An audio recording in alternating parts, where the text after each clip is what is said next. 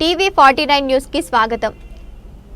కపిలేశ్వరపురం మండలం టేకి గ్రామంలో 29 లక్షల అంచనాలతో నిర్మించిన ఆధునిక పశు వైద్యశాలను మండపేట ఎమ్మెల్యే వేగుళ్ల జోగేశ్వరరావు బుధవారం ప్రారంభించారు. ఈ సందర్భంగా ఆయన మాట్లాడుతూ వ్యవసాయానికి అనుబంధంగా పశుపాలనను అభివృద్ధి చేసి రైతులకు అదనపు ఆదాయాన్ని కల్పించాలన్న ముఖ్యమంత్రి చంద్రబాబు నాయుడు లక్ష్యమని పేర్కొన్నారు. 2014-2019 తూర్పు గోదావరి జిల్లా టీడీపీ ప్రభుత్వ హయాంలో గోకులాల పథకం ద్వారా పాడి రైతులకు పశు వైద్య షెడ్ల నిర్మాణానికి నిధులు మంజూరు చేశారు. పాడి పరిశ్రమల అభివృద్ధికి ఎన్డీఏ కూటమి ప్రభుత్వం అన్ని విధాల సహకారం అందిస్తోందని అన్నారు. ఈ కార్యక్రమంలో గ్రామ సర్పంచ్ కుక్కల నాగమణి, అమలాపురం పార్లమెంటు నియోజకవర్గ టీడీపీ అధికారిని ప్రతినిధి ఉత్సల శ్రీనివాసు, గ్రామ టీడీపీ అధ్యక్షులు మేడిశెట్టి శ్రీనివాసు, దాసరి శ్రీనివాసు, నెక్కంటి బుచ్చ రామారావు, కడలి పనాస రామయ్య, కూళ్ల సాగునీరు పంపిణీ సంఘ అధ్యక్షులు మేక శివప్రసాద్, పశుసంవర్ధక ఎండి అనిత, మండల పశు వైద్య అధికారి డాక్టర్ వివి రమణమూర్తి తదితరులు పాల్గొన్నారు. ఈ కార్యక్రమానికి పెద్ద సంఖ్యలో కూటమి శ్రేణులు హాజరయ్యారు.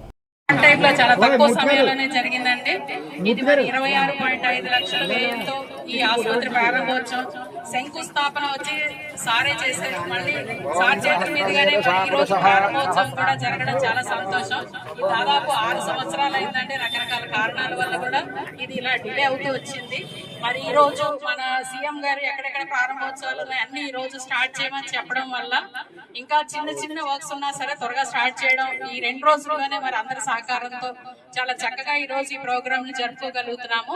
దీనికి గాను గ్రామ రైతులు ముందుండి అంతా చాలా చక్కగా సహకరించడం జరిగిందండి.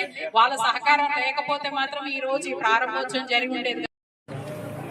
మన పశువుల ఆసుపత్రి కొత్త భవనం నిర్మించే ఈ కార్యక్రమానికి అధ్యక్షత వహించినటువంటి మన సర్పంచ్ గారు శ్రీమతి కుక్కల నాగమణి గారికి, జయబాబు గారు, సీన్ గారు, మరి మన కాబోయే సొసైటీ అధ్యక్షులు శ్రీనివాస్ గారికి, దాసరి సీన్ గారు, పొత్తుల సీన్ గారికి, చాలా మంది ఉన్నారు.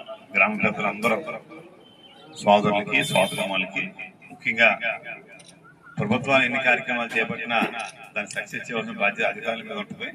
ఇక్కడ అధికారులు అంటే డాక్టర్ గారు కాబట్టి డాక్టర్ గారికి, మరి అందరికీ ప్రెస్ వారికి శుభాభినందనలు తెలియజేసుకుంటా ఉన్నాం. గతంతో ఒప్పుకుంటే ఉపయోగం లేదు. 6 సంవత్సరాలకి తర్వాత మన హాస్పిటల్ని ఇవాళ ప్రారంభించబడటం చాలా ఆనందం. రేపటితో మన కూటమి ప్రభుత్వం శ్రీ నారా చంద్రబాబు నాయుడు గారు, శ్రీ పవన్ కళ్యాణ్ గారు ముఖ్యమంత్రిగా, ఉప ముఖ్యమంత్రిగా ప్రమాణ స్వీకారం చేసి 1 year అవుతా ఉంది. రేపు పూర్తవుతుంది.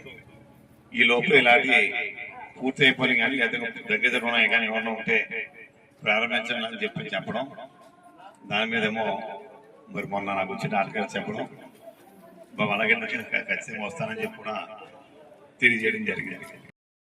దాని గ్రాంట్ ఉంటే సరే, లేకపోతే మనం మళ్ళీ పైన తెచ్చుకుందాం, కంప్లీట్ చేసుకుందాం. ఏది ఏమైనా ఈ కూటమి ప్రభుత్వం యొక్క ధ్యేయం రైతాంగాన్ని అందరికీ కూడా మంచి జరగాలి, మంచి చెయ్యాలి అనే సంకల్పం. దానిలో భాగంగానే మరి మన ఆర్థికంగా ఎన్ని ఇబ్బందులు ఉన్నా మన గోకులాలు ఇచ్చాం.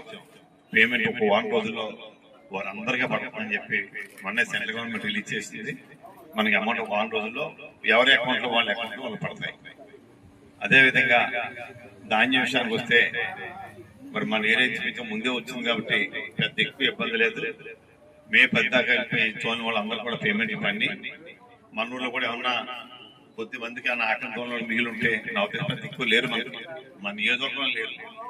వాళ్ళు కూడా ఈ నెలాఖరు లోపల మొత్తం సరిపెడతామని చెప్పి పైనుంచి చెప్పడం జరిగింది. ముఖ్యంగా గత 5 సంవత్సరాలు ఎక్కడ కూడా పంట కాలంలో కానీ, మురికి కాలంలో కానీ, బోధులకు కానీ, ఈ మన శుభ్రం చేయడానికి కానీ, ఏమైనా షిల్స్ తీయడానికి కానీ ₹1 ఇవ్వలేదు. దాని వల్ల మనం ఈ నీటి సంఘాల ద్వారా మన మండపేట నియోజకవర్గానికి ₹2,20,00,000తో సదరు పనులన్నీ కూడా రైతాంగం చేసుకున్నారు. అక్కడ దీంట్లో పైనుంచి ఎవరు కాంట్రాక్టర్ కానీ ఎవరు లేకుండా నీటి సంఘాల ద్వారా మీ ఆధ్వర్యంలోనే జరిగిన విషయాన్ని కూడా ఒకసారి జ్ఞాపకం చేస్తాం. ఎలక్షన్ చేసుకుంటాం, ఎవరి పార్టీకి వాళ్ళు వెళ్ళిపోవచ్చు. ఎందుకు మనందరం కలిసి చేసుకోకూడదు ఒకసారి ఆలోచించండి. చక్కగా ప్రతి గ్రామంలోనూ అన్ని కులాలతోటి, అన్ని వర్గాలతోటి, అన్ని పార్టీలతో కమిటీ పెట్టుకుని అది ఓన్లీ వ్యవసాయానికే సంబంధం, రైతాంగ సమస్యలకే అలా చేసుకున్న రోజుని మరింత మీరు వృద్ధి పొందడానికి మమ్మల్ని మరింత ఎక్కువ మనం డిమాండ్ చేయడానికి కూడా మీకు అవకాశం ఉంటుందని చెప్పి మీ అందరికీ సవనీయంగా మనం చేస్తూ మరి నన్ను చక్కగా ఆహ్వానించినటువంటి అధికారులకి, గ్రామ పెద్దలకు, సోదరులకు, సోదరిమణుల గారికి, ముఖ్యంగా మన సర్పంచ్ గారికి అందరికి కూడా ధన్యవాదాలు తెలియజేసుకుంటూ అందరికీ నమస్కారం. జై హింద్.